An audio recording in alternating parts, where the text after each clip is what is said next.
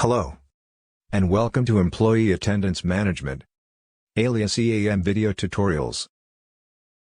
This tutorial describes the number of tasks by categories in the Data Analytics Reporting section. Using a manager or the Global Administrator user account, select Data Analytics Reporting on the left menu bar. Then select Tasks by Categories, Data Analytics Report.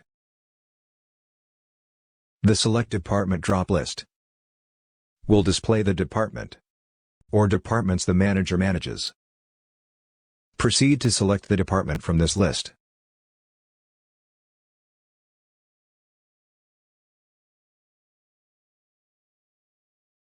All categories for the department tasks will initially be displayed in the bar graph chart, with the number of tasks indicated on the top of the bar graph for their respective category.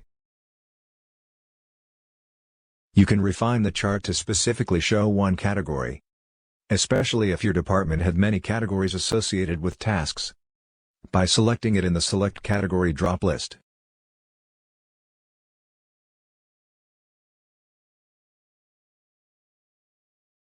And that's it for this tutorial.